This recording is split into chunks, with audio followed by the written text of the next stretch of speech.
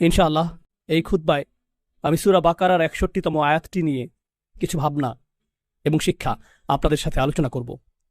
আর এই আয়াতটি নিয়ে কথা বলতে গিয়ে আমি মনে করি আয়াতটি নিয়ে গভীর চিন্তাকারী প্রত্যেক ব্যক্তি উপলব্ধি করতে পারবেন যে আমাদের জন্য এই সময় এই ধরনের আয়াত নিয়ে গবেষণা কেন গুরুত্বপূর্ণ। আল্লাহ আযজা ওয়া জাল্লা আয়াতটিকে একটি বিশেষ প্রেক্ষাপটে এখানে সন্নিবেশিত করেছেন। বনী ইসরাইল ফেরাউনের হাত থেকে রক্ষা পেয়েছিল, তারা ফেরাউন থেকে রেহাই পেয়েছিল, আর অনেক অনেক প্রজন্ম ধরে তারা ফেরাউনের শাসনের অধীনে বসবাস করে আসছিল।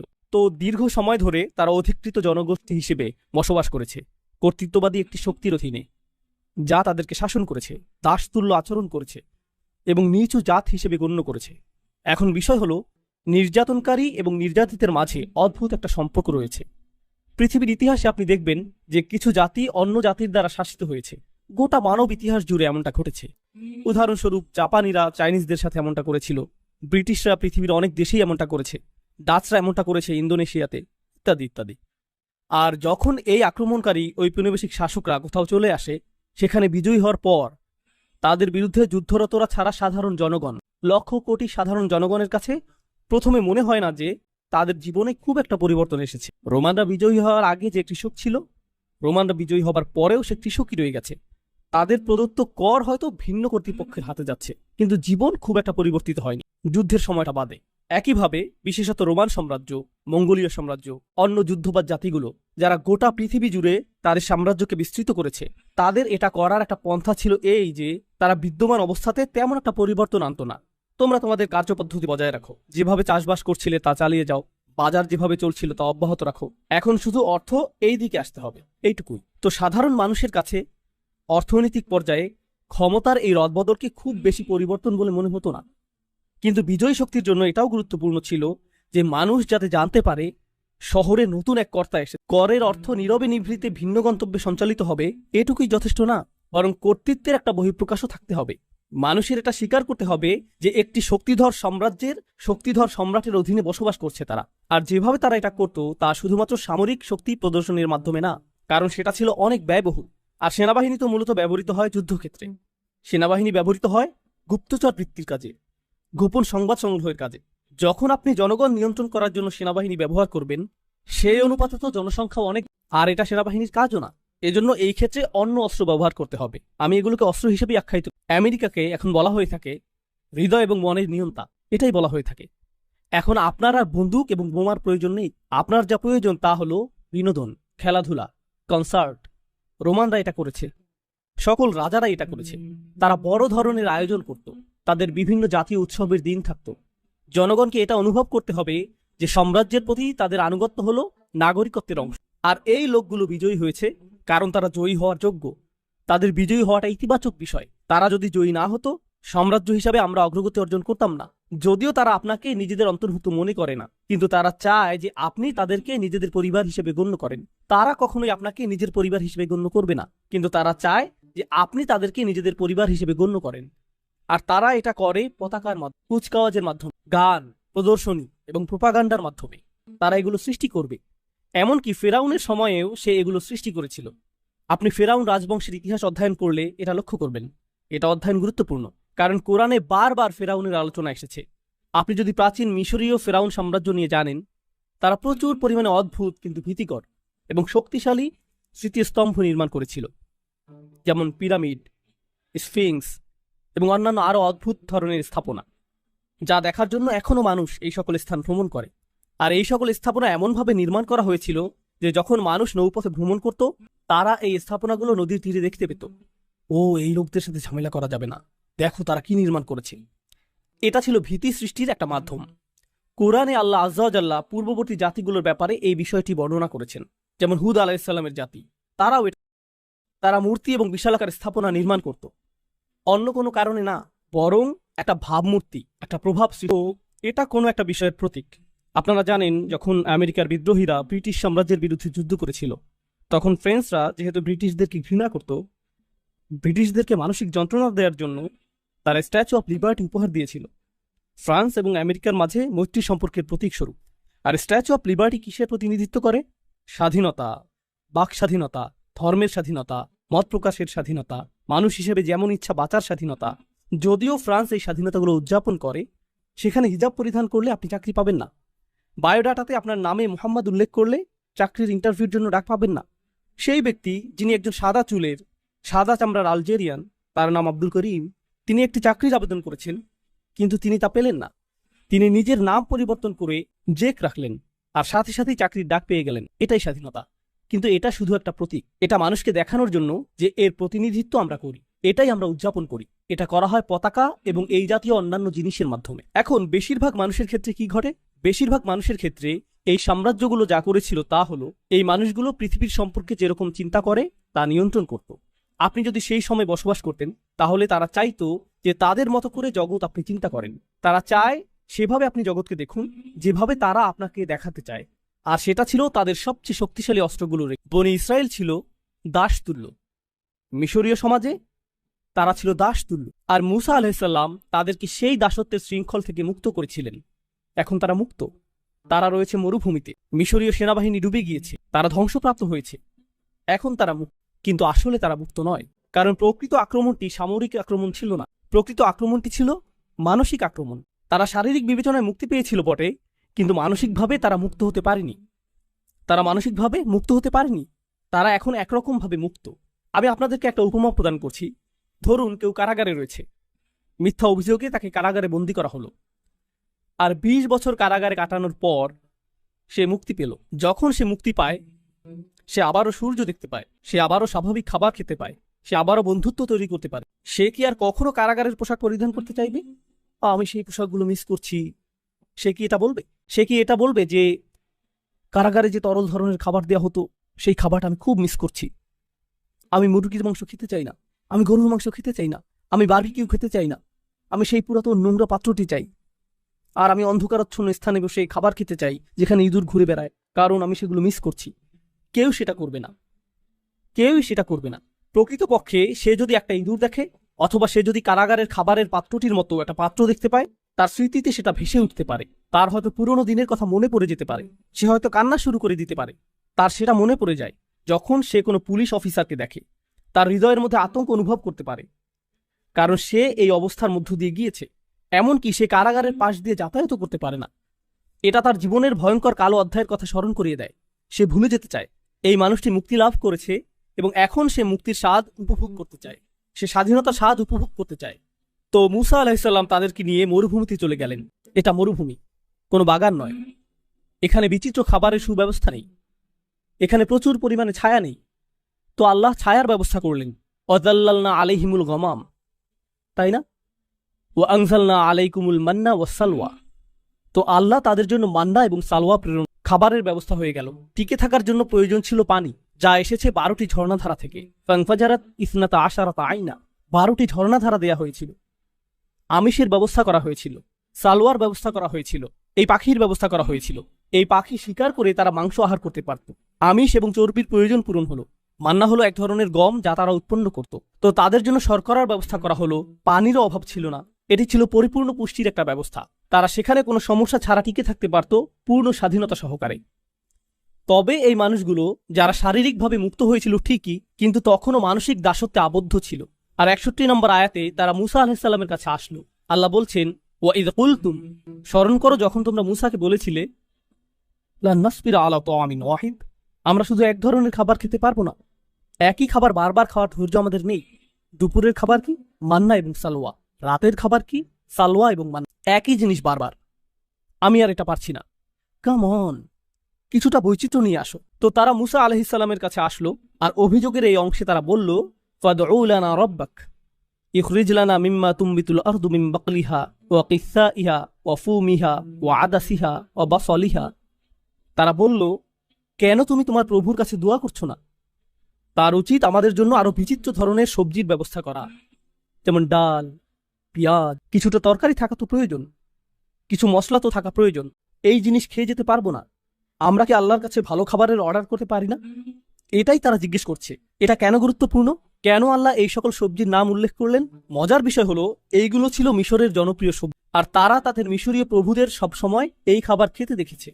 আর তাদের কাছে সেখানে সম্ভবত এটা তো শুধুমাত্র 2টা খাবারের মিশ্রণ, সেই খাবারের কিছুটা অবশিষ্টও ছিল। আমি আপনাদেরকে উপমা দিয়েছি যে তারা কারাগারের খাবার মিস করে, তাই না? এখন তোমরা মুক্ত হয়ে গিয়েছো, কিন্তু তোমাদের মস্তিষ্ক এখনো কারাগারের মধ্যে রয়েছে, আর তোমরা সেই খাবারই চাইছো যা কারাগারে থাকতে উপভোগ করতে। আর তোমাদের নবীকে জিজ্ঞেস করছো, হ্যাঁ স্বাধীনতাটা চমৎকার, কিন্তু আমরা কি জেলখানার খাবারে আবার ফিরে যেতে পারি? মুসা আলাইহিসসালাম উল্লেখযোগ্য একটা জবাব দিয়েছিলেন। এটা শুধু খাবার নিয়ে ছিল না। পৃথিবীর সবচেয়ে শক্তিধর সাম্রাজ্যের অধীনে আমরা বসবাস করেছি। পৃথিবীর অন্য সকল জাতি ফেরাউনের ভয়ে ভীত ছিল। আমাদের ফেরাউনি নাগরিকত্ব ছিল। সর্বশ্রেষ্ঠ পরাশক্তি মিশরের পাসপোর্ট ছিল আমাদের গ্রিন কার্ড ছিল, সবকিছু ছিল আমাদের। এই সব কিছু ত্যাগ করে এখন আমরা মরুভূমিতে এসে পড়েছি। এই পাখি আর রুটি খাচ্ছি, এটাই স্বাধীনতা? এখানেই তুমি আমাদের নিয়ে এসেছো। আমরা পৃথিবীর 1 নম্বর জাতি থেকে পালিয়ে এসেছি, আর তুমি এভাবে আমাদের জীবনযাপন করতে বলছো? লক্ষ্য করুন, তারা 1 নম্বর জাতি ছিল না, তারা ছিল 1 নম্বর জাতির দাস। কিন্তু তাদের চিন্তায় আমরাই 1 নম্বর জাতি। কারণ মিশরীয় প্রভুরা তাদের মধ্যে এই ধারণা সৃষ্টি করেছিল যে তারা সেই সাম্রাজ্যের অংশ, যদিও আপনি আসলে একটা পতঙ্গ যা তারা তাদের পায়ের নিচে পিষ্ট করে। আপনি আসলেই পতঙ্গ ছিলেন যা তারা পিষ্ট করে। তারা এমনটাই ছিল। উদাহরণস্বরূপ, আমেরিকার রাজনীতিতে কিছু মানুষ ডোনাল্ড ট্রাম্পের জন্য পাগল ছিল, তার জন্য তারা উন্মত্ত ছিল। অনেক খ্রিস্টানরা জিসাসের চেয়েও ট্রাম্পের প্রতি বেশি আগ্রহী ছিল। আমরা এটা দেখেছি। আর এই মানুষগুলোর ঠিকমতো বিদ্যুৎ বিল পরিশোধ করতেও কষ্ট হয়ে যায়। তারা কোনো রকমে টিকে আছে, কিন্তু যখন ট্রাম্প আসে, আমরা আপনাকে ভালোবাসি, আর সে বলে আমিও তোমাদেরকে ভালোবাসি, সে আপনাদের কাউকেই ভালোবাসে না। কিন্তু সে অত্যন্ত সফলভাবে আপনাদের মাঝে এই ধারণা সৃষ্টি করেছে যে তাকে আপনাদের ভালোবাসা উচিত। সে সফলভাবে এটা করেছে। এটা ফেরাউনের কৌশল, ইতিমধ্যে এটা উল্লেখ করা হয়েছে। তো তারা ছিল দাস, কিন্তু সেখান থেকে মুক্তি পেয়েও সেই পুরাতন জিনিসই তারা চাইছে। ঔপনিবেশিক প্রভু তাদেরকে যা দিয়েছিল তাই তারা চায়। তারপর মুসা আলাইহিসসালাম বললেন, ইহবিতু মিসরান। এখানে মিসরান শব্দটি আসলেই উল্লেখযোগ্য একটা শব্দ।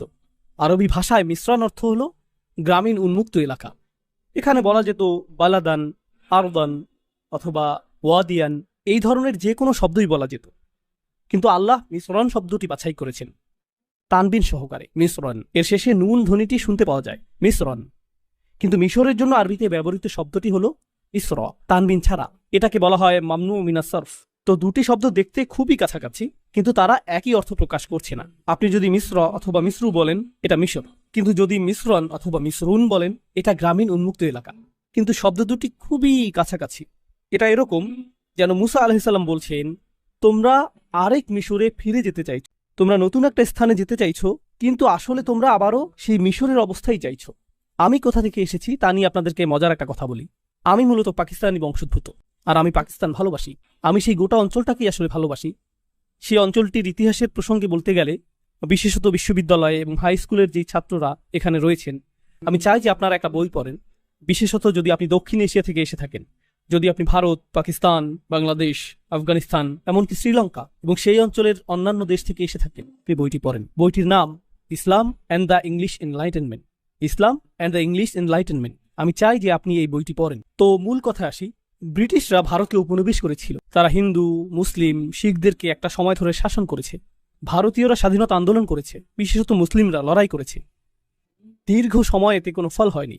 এদের তো পরস্পর শত্রু হওয়ার কথা ছিল। শত্রুর সবকিছুকে আপনার ঘৃণা করা উচিত।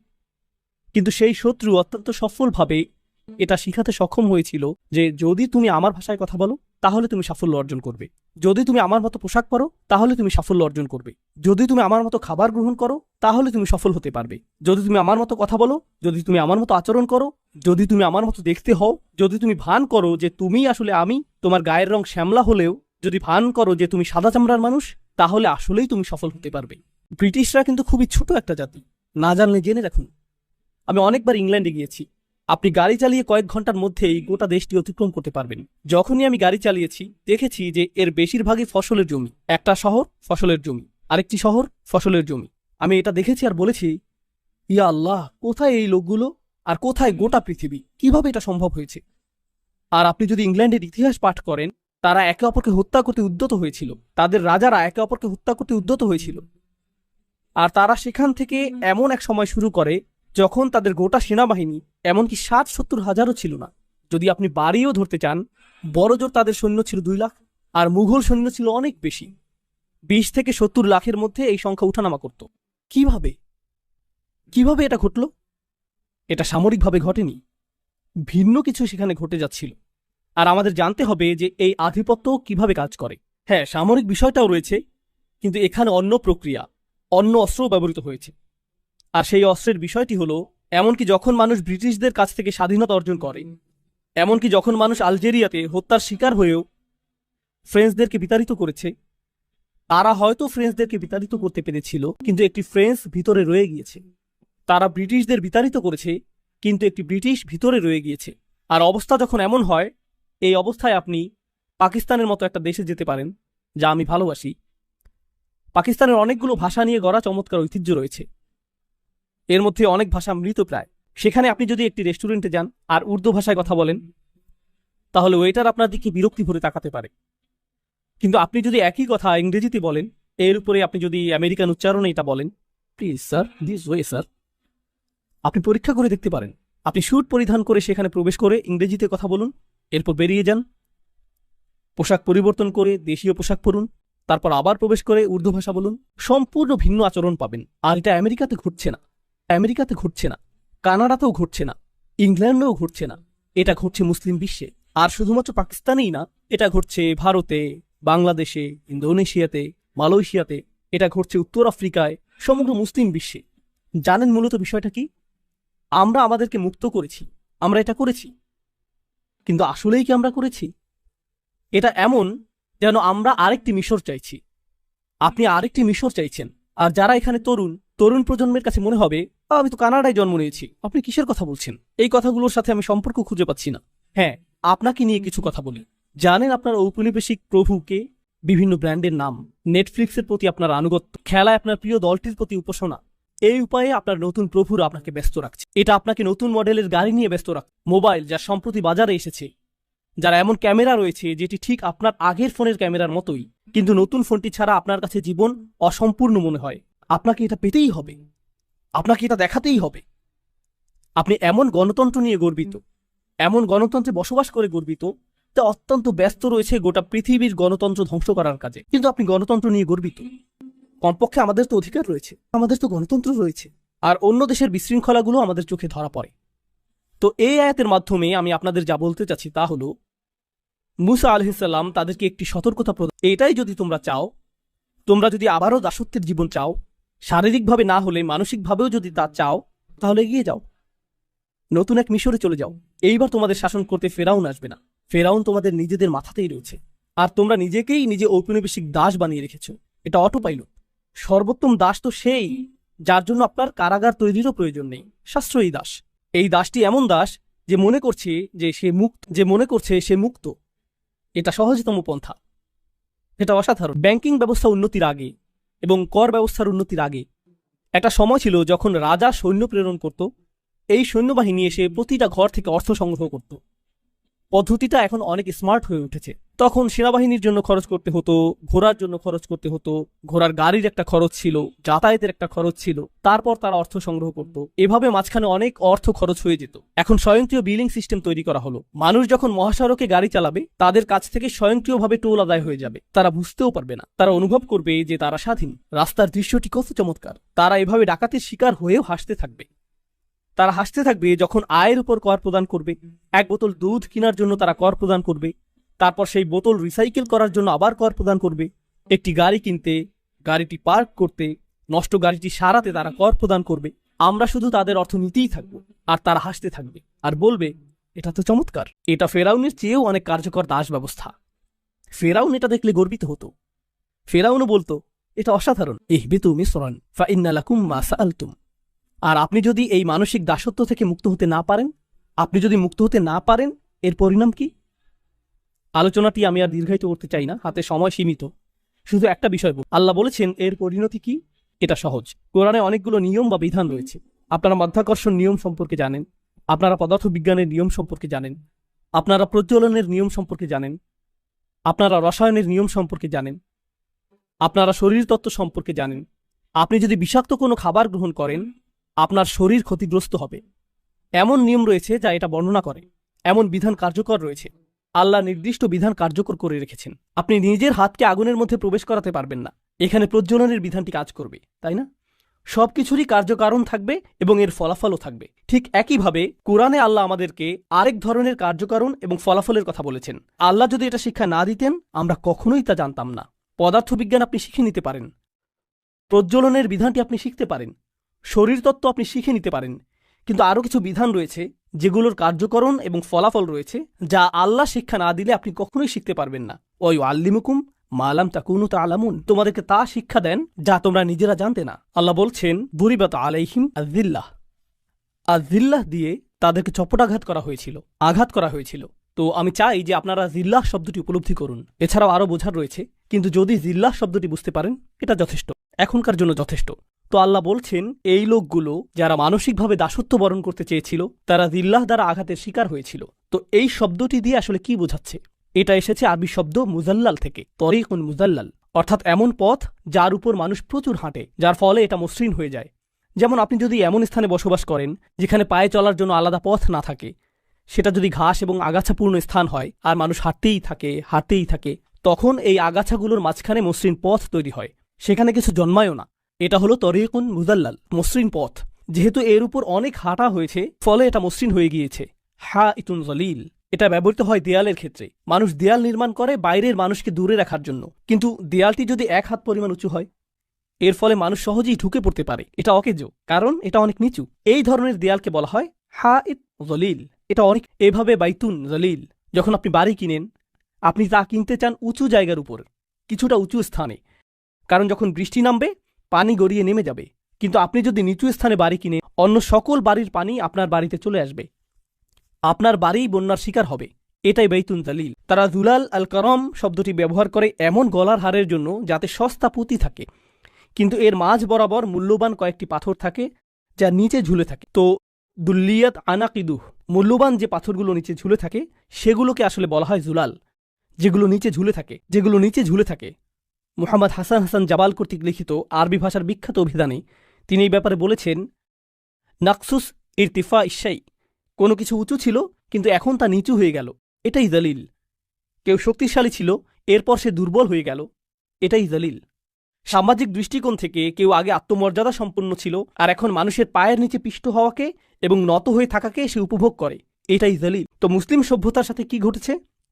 আজকের দিনেও এমন স্থান রয়েছে, আমি নিজে এমন স্থানে গিয়েছি, মুসলিম সমাজেই কোনো নারী যদি হিজাব পরিধান করেন তিনি সেখানে অশিক্ষিত, গেয় এবং সেকেলে বিবেচিত হন। তারা পশ্চিমাদের থেকেও বেশি পশ্চিমা সাজতে চায়। পশ্চিমারাও এতটা পশ্চিমা সুলভ আচরণ করে না। কেন? কারণ আমরা এটা অনুভব করতে চাই যে আমরা আধুনিক অনুভব করতে চাই। আপনি লক্ষ্য করবেন যে যুদ্ধ বিধ্বস্ত দেশ, যেখানে গোটা দেশটি ধ্বংসপ্রাপ্ত হয়েছে, গণহত্যা চালানো হয়েছে, আর সেই মানুষগুলোই তাদের মূল্যবোধের অনুভূতি হলো এরকম, দেখো আমি কোন ব্র্যান্ডের বেল্ট কিনেছি, দেখো আমার জুতাগুলো, দেখো আমি কোন স্যুটটি কিনেছি। এটাই তার মূল্যবোধের উৎস। প্রভু বলেছে আমার কাছ থেকে কিনো, আমাকেই কর প্রদান করো, আর একই সাথে গর্বিতও বোধ করো। মানুষ এর চেয়ে বেশি দলিল কিভাবে হতে পারে? মানুষ এর চেয়ে নিচে আর কিভাবে নামতে পারে? এটা হালাল এবং হারামের বিষয় না। আমি চাই যে আপনারা বিষয়টা উপলব্ধি করুন। এটা হারামের সাথে সম্পর্কিত না, এটা আত্মমর্যাদার বিষয়। আমি সমাপ্তি টানছি এই বলে যে পৃথিবীর সকল সংস্কৃতি হল আদম আলাইহিসসালামকে যা দেয়া হয়েছিল তা থেকে আগত। আনজালনা আলাইকুম লিবাসান ইউআরি সাওআতিকুম ওয়ারিশা। আদম আলাইহিসসালামকে বলা হয়েছিল আল্লাহ তোমার জন্য পোশাক প্রেরণ করেছেন যাতে তোমার লজ্জাস্থানকে আবৃত করতে পারো। তো আপনি যদি পরিধান করেন বাংলাদেশি পোশাক, পাকিস্তানি পোশাক, আফগানি পোশাক, আমেরিকান পোশাক, ব্রিটিশ পোশাক, জাপানি পোশাক, এই সবগুলোরই সূচনা হয়েছে আদম আলাইহিসসালামকে যা প্রদান করা হয়েছিল তা থেকে। আর আল্লাহ তার কিতাব এবং তার রাসূলের সুন্নাহর মাধ্যমে আমাদেরকে পথ নির্দেশনা দিয়েছেন পোশাকের থেকে অজ্ঞতা দূর করার জন্য। আপনি পরিশীলিতভাবে জাপানি পোশাকও পরতে পারেন, আপনি পরিশীলিতভাবে আমেরিকান পোশাকও পরতে পারেন, চাইনিজ অথবা অন্য যে কোনো জাতির পোশাকই পরতে পারেন। সংস্কৃতির প্রত্যাখ্যানের বিষয় নয়, বরং ঔপনিবেশিক প্রভুত্বকে প্রত্যাখ্যান করা উচিত। শাসন করার মানসিকতাকে, শাসকের উপাসনাকে প্রত্যাখ্যান করা উচিত। আর সুবহানাল্লাহ, আমরা অত্যন্ত চমৎকার সময়ে বসবাস করছি। এই সময়ে আমাদের জন্য এই ধরনের আয়াত নিয়ে গভীর চিন্তা করার মাধ্যমে বিশেষত তরুণ প্রজন্মের কাছে একটা সুযোগ রয়েছে ঔপনিবেশিক মানসিকতা থেকে উম্মাকে মুক্ত করার, যা মুসলিম চিন্তাকে আচ্ছন্ন করে রেখেছে 1 শতাব্দীরও বেশি সময় ধরে। মুসলিমরা হলো পৃথিবীর বুকে শক্তিশালী একটা জনগোষ্ঠী। আমরা বেশ কয়েক শতাব্দী ধরে ঘুমিয়ে আছি। আমাদের কিছুটা খারাপ সময় পার করছি, আমরা শুধুমাত্র খারাপ সময় পার করছি, কিন্তু এর অর্থ এটা না যে আমরা দুর্বল। আমরা ঘুমন্ত সিংহ, আমরা এটাই। আমরা জেগে উঠতে শুরু করছি। গাজায় যা ঘটে যাচ্ছে তা শুধুমাত্র পৃথিবীর জন্য চক্ষু উন্মোচনকারী নয়। এটা শুধু আমেরিকানদের সচেতন করা না যে আমরা বাকস্বাধীনতার কথা বলে থাকি, কিন্তু তা আসলে আমাদের নেই। আমরা মত প্রকাশের স্বাধীনতার কথা বলে থাকি, কিন্তু আসলে তা আমাদের নেই। আমরা প্রতিবাদ মিছিলের স্বাধীনতার কথা বলে থাকি, কিন্তু তা আসলে আমাদের নেই। এটা শুধুমাত্র আমেরিকানদেরকে এই গুরুত্বপূর্ণ বিষয়গুলো নিয়ে সচেতন করা না, বরং এই চিন্তাও জাগ্রত করা যে তারা আমাদেরকে দাসের মতোই বিবেচনা করেছিল আর অদৃশ্য বেড়া তৈরি করে রেখেছিল। মুসলিমরা বুঝতে পারছে যে এতদিন আমি কিসের উপাসনা করে আসছি, কোন কল্পিত গরু নিজের চিন্তার জগতে তৈরি করে আমি উপাসনা করেছি, বনি ইসরায়েলের সেই সোনালী গরুর মতো। এখন আর এটা সোনালী গরু হতে হবে সেটা জরুরি না। এটা হতে পারে যে কোনো কিছুর সোনালী লোগো, এটা হতে পারে সোনালী নাইকি, হতে পারে সোনালী ফেরারি, সোনালী অ্যাডিডাস। এগুলো সবই সোনালী গরু। আজকের যুগে এগুলোই সোনালী গরু। পৃথিবীর সকল সামেরিরা এগুলো নির্মাণ করে যাচ্ছে। তো আমি মনে করি যে এটা নতুন একটা সূচনা, এটা নতুন জাগরণের সূচনা। আমরা এখন আর সাংস্কৃতিক আগ্রাসনের শিকার হব না।